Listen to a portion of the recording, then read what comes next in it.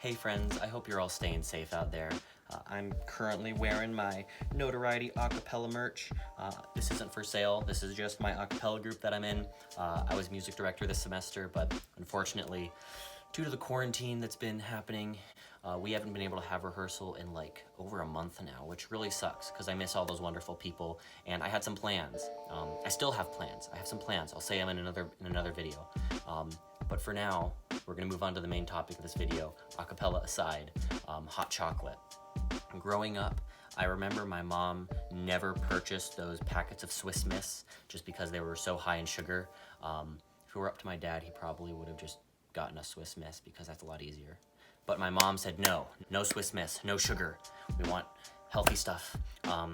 Which was good because she gave me this, which is her own thing of hot chocolate. I'm not sure where she got it from or what tradition it is, or if she was just like, I'm gonna make my own.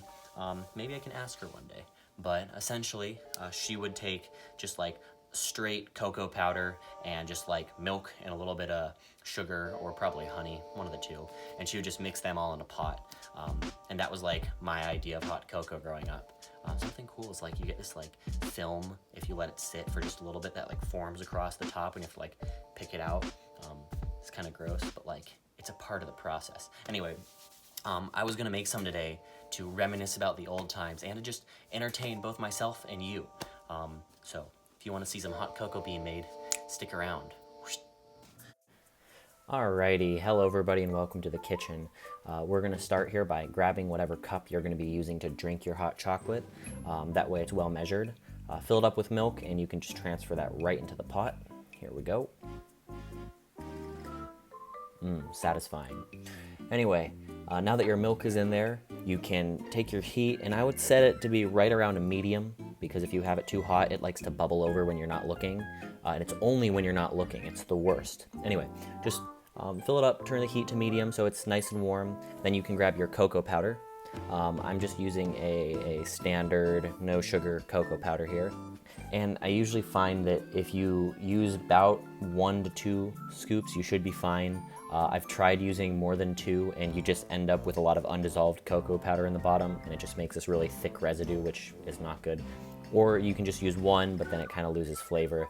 Anyway, let's add some sugar. I'm using brown sugar tonight, but you can use like any kind of sweetener you want. I've used cane sugar, I've used honey, I've used agave syrup before. You probably could even use stevia if you wanted to. But instead of mixing right now, I'm gonna do some other things. Let's add some cayenne pepper. That'll be good. That'll give a nice kick, like an Aztecan flair to this whole thing. And let's do some cinnamon as well. Yeah, you can never go wrong with too much cinnamon. Oh, that's a lie. We learned that in 2012 with the cinnamon challenge. Anyway, now you can get your whatever mixer you want. You could even use a spoon if you really wanted to, but just mix it all together. You want to make sure that it's all thoroughly dissolved, otherwise you'll end up with some like chunks of cocoa powder just stuck at the bottom, which is never really pleasant when you're trying to drink a nice, smooth cocoa. I think it's definitely worth all this effort. Compared to your Swiss Miss in a microwave, this is a lot more rewarding. How many of you have had this before? Because this is like my childhood cocoa, so it's special to me. Anyway, if you're able to scrape the bottom and you're not seeing any particulate matter clinging to whatever mixing utensil you're using, you should be good. So let's take a look at this. Ooh, that's smooth, creamy. I don't think that was the right word for that, but you know, we're gonna go with it. Anyway, from here you can grab your cup. I'm using the one that I used to measure because obviously it's gonna line up perfectly. Ooh, that's satisfying. Oh, I'm seeing a chunk. We didn't do that good of a job mixing. Ugh. Well, you know, it's not the worst. You only have it right at the end, right when you're taking that last little sip of cocoa, and you'll just get like a big mouthful of chocolate chunks. But you know what? We'll cross that road when we get there. Anyway, I would recommend taking this pot and just throwing it right in the sink, giving it a little rinse, because then all that stuff comes out really clean. Otherwise, it's just going to get stuck to the bottom of the pan, and it's just a pain to get rid of. Anyway, enough complaining. Let's go try some cocoa. Alrighty, there we go. We have our cocoa. It's nice and warm. I don't want to make you guys see it because then I pour it all over myself, because that's just the kind of person I am. So, cheers.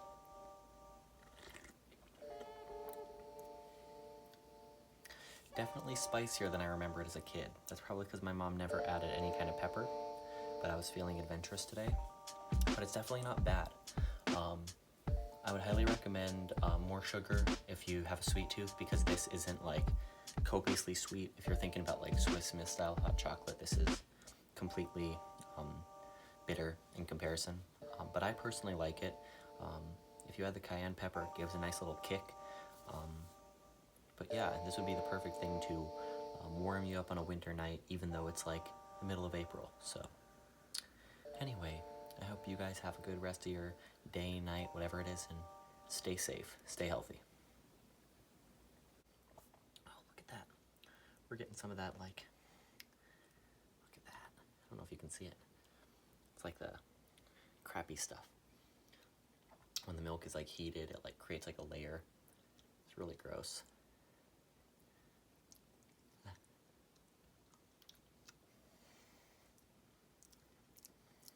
That stuff is thick.